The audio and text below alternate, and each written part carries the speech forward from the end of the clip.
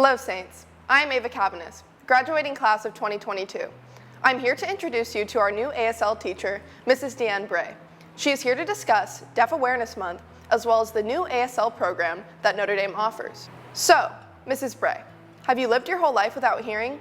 What is it like to navigate through life without being able to hear?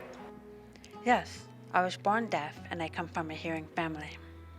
This question is a little challenging for me to answer because I grew up this way and it's who I am.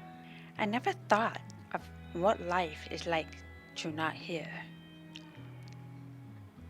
Whether we are deaf, hearing, or what culture you come from, Mexican, Chinese, French, we all share this world together.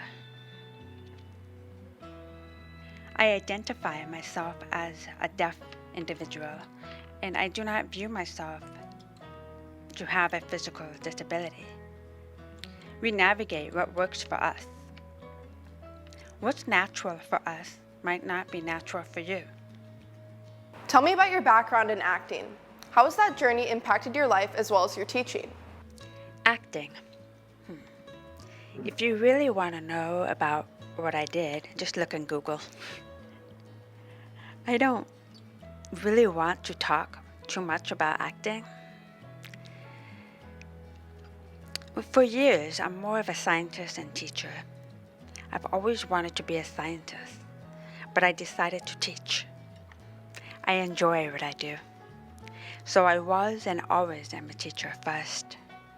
However, I do believe that my journey in acting guided me to learn how to become a better teacher. God was a big part of that journey by how my mind opened up. It started with a TV show I did called Sue Thomas, FBI. This show was inspired by a true story of a Christian woman who reads lips. As a deaf person, she struggled in finding a job.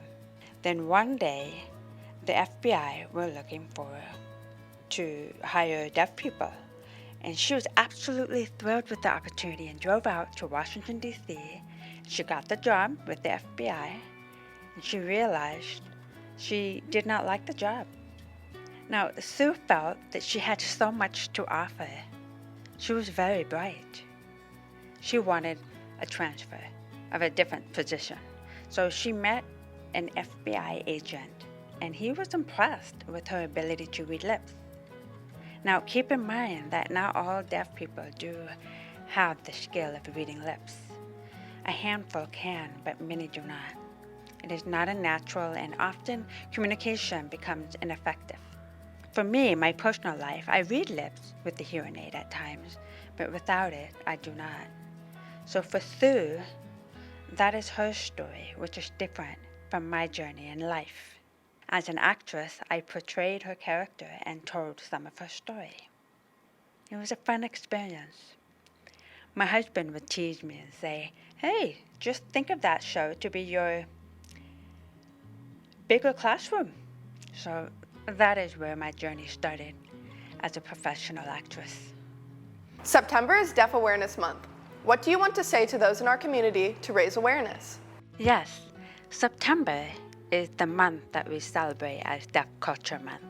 The deaf community celebrate by promoting deaf culture awareness. During the last week of September is really when the deaf world celebrates different sign languages around the world. Did you know that there are more than 300 sign languages in the world? There's Chinese Sign Language, Japanese Sign Language, Russian Sign Language, and LSF. LSF means French Sign Language. There are so many different languages, even BSL, British Sign Language. And that is the week we all really celebrate. Plus, you know of United Nations? The UN officially recognized the day of September 23rd, and the day is called International of Sign Languages Day. The purpose of this was to raise awareness that there are many documented sign languages. We have come a long way through many events of experiencing oppression, fighting for freedom. That is what I teach. I don't only teach language when it comes to developing reading skills and production skills in ASL. I include deaf history, teach about the deaf community, deaf culture, and how well-known deaf people from their communities have contributed to improve the world. Notre Dame Prep now has American Sign Language to add to our World Language program. Tell us more about what students can expect from taking your classes. Yes, I'm hoping that Notre Dame has a goal of how I can support the school in building an ASL program with ASL levels 1, 2, 3, and 4 honors. I built a strong program at Oak Park High School in California for about 8 or 9 years. Now I'm here to use the similar model. Students obtain information only through their eyes, also to express through their hands, facial expressions, eyes. I'd like to express my gratitude for the staff. I've only worked here for 2 months now, and already I'm seeing quite a few of my coworkers signing to me. I'm touched and impressed. Let me share some names. Tracy Heischler. One day I was teaching in the PAC building, and through this big window I saw Tracy standing in the hallway. She noticed me and signed, "Hi, how are you?" What a nice surprise to see her sign. She was pretty fluent with that phrase, with the correct facial expressions. I checked on my students, and a couple of them smiled and saw what Tracy did. Another one is Mickey. She works in the cafeteria. I learned that she used to want to become an interpreter, but now she's thinking about getting into deaf education to work with deaf children. And I thought that was cool. Now I can go in and order in sign language. How convenient to have access to communicate this way. Bonnie Jean. She works in admin and teaches some honor classes. Very nice person. She also supports all of the new teachers this year. One time I asked her to repeat what room number, and she signed 407. She picked up her hand and signed 407. I'm not used to coworkers making efforts like that to connect with me at a deeper level. Thank you, Bonnie Jean. Madame Bradley, our French teacher, is my mentor this year, and she comes to observe my class. And one time, a student was teaching Madame a few signs after she asked them about them. So nice to have witnessed this. Shannon. He is the theology teacher, also a new teacher here like me. He was in the cafeteria area, and I was walking by the PAC building. From the far distance, he greeted me by signing, "Hey, how are you?"